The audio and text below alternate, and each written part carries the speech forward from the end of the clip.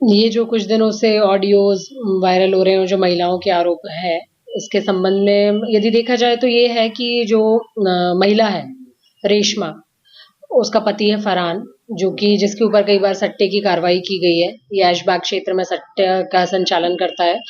हाल ही में उसके ऊपर एनडीपीएस की कार्रवाई की गई और इसी बात से क्षुब्ध होकर जो महिला है, उसने कुछ ऑडियो उसके पास थे और जो थे पुलिस के ऊपर आरोप लगाए और जब उन ऑडियो को देखा गया, उनका अध्ययन किया गया तो कुछ संदेहास्पद बात जिनके विरुद्ध पाई गई, उनके ऊपर डीसीपी महोदय ने तत्काल एक्शन लेते हुए उनको सस्पेंड कर दिया है। ऐसे 3 लोग हैं और अन्य जो लोग हैं, उसके संबंध में जाँच की जा रही है। तुरंत ही मतलब लगभग उसको कंप्लीट करके हम उसके अंतिम चरण में ही हैं, उसको समक्ष अधिकारी के पेश करेंगे।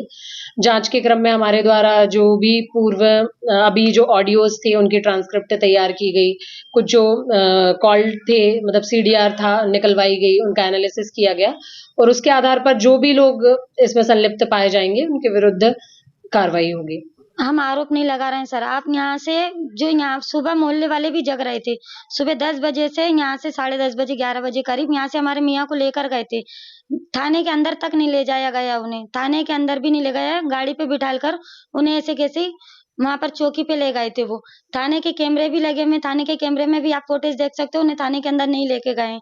अगर वो सुबह से उन्हें गांजा मिलता या चरस मिलता उनके पास तो सुबह ही लगा देते वो, रात में नहीं लगाते वो।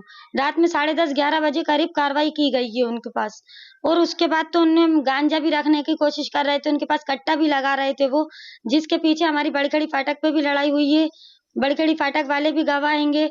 उसके बाद वहाँ पर भी लड़ाई हुई थी हमारी, जहाँ चौकी बनी है वहाँ पर चौकी वाले आजू-बाजू पूरे आ गए थे कि मेरे आदमी को मैंने कहा कि तुम लोग दिन भर से गायब करके रखे हुए हो। हमने सब दूर पता लगा लिया था पर इन्होंने छुपा के ऐसा रखा था। रात में 10 बजे इन्हें गांजा लगाने को मिला था। आपके पति को फंसाने में किस-किसका षड्यंत्र है? अजय, लोकेन, टीआई साहब, ये 3 जने हैं। मदरे हैं। मदरे ने चरस ला के दिया है। हमारे मियाँ ने खुद कहा था कि लगे कि मदरे ने मेरे को गांजा ला वो चरस ला के दिया था और लोकेन मेरी जेब में जबरदस्ती रख रहा था। ये मदरे कौन है? मदरे भी पुलिस वाले ही है यहीं कहीं। आप क्या काम करते थे आपके हस्बैंड? हमारे हस्बैंड जुआ सट्टा चलाते थे। पुलिस को कितना पैसा देते?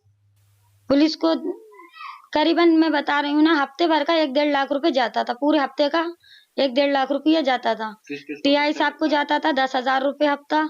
अजय लोकेन का था 8-8 हजार रुपए। उसके बाद धर्मेनेट साहब का था 5,000 रुपए। जो चाली वाले थे उनके थे 1-1 हजार रुपए और जो बाकी के अंदर 1 स्टार हैं 2 स्टार हैं उनके 3-3 4-4 हजार रुपए ऐसे करके जाते थे। पवन रघुवंशी का जाता था 4,000 रुपए। पवन रघुवंशी 4,000 रुपए लेते थे और उसके बाद भी क्या कहते हैं वो जुए जब बेचता था ना, जुए के भी 1,000 रुपए वो अलग से लेते थे। रात में जब उनकी नाइट लगती थी या डे लगती थी, अलग से जाते थे? हाँ 1-1 हजार रुपए ही अलग से जाते थे। जैसे कि कभी उनकी नाइट लगती थी या डे लगती थी, उसके 1-1 हजार रुपए उनके जाते थे अलग से ही। तो जुआ रोज होता था? हाँ, जुआ रोज होता था।